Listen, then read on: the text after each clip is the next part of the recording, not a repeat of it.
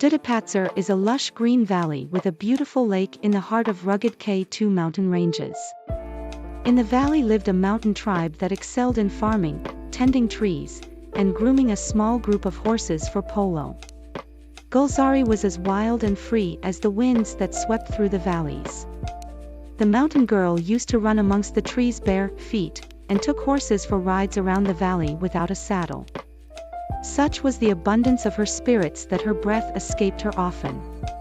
Despite her asthma, she could not resist roaming about the valley on her favorite black stallion. Gulzari found solace in two things: the black stallion and the majestic sanober tree that covered the stony path near her stone cottage.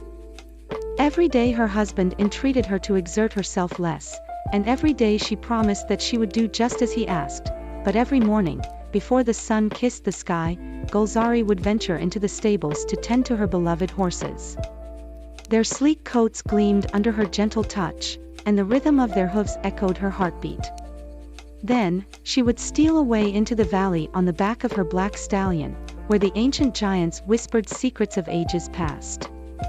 But fate can be cruel, and one stormy night, tragedy struck. Gulzari's fragile lungs could not withstand the wrath of nature, and she passed away, leaving behind a grieving husband and their asthmatic child, Wali. He was a frail little child with fragile health, but he had his mother's smile and much of her spirit.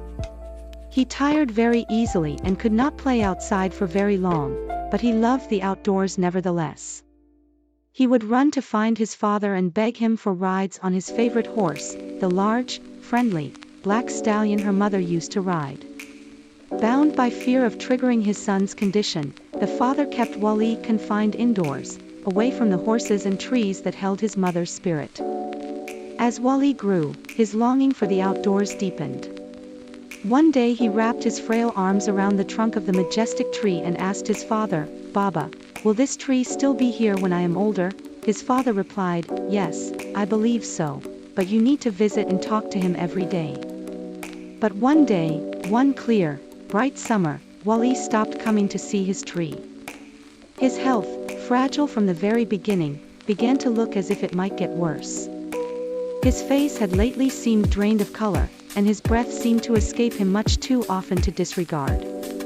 His father remembered what became of his dear young wife, and resolved that his son should not set foot outdoors, lest he never catch his breath again.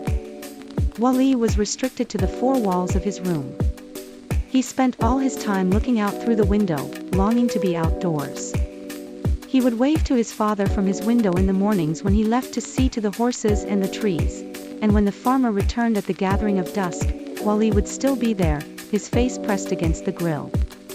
One morning when he reached the window, his favorite tree, a towering sentinel that stood along the stony path outside his window, succumbed to the tempest's fury. The uprooted tree lay across the stony path, and the dismal sight broke his heart.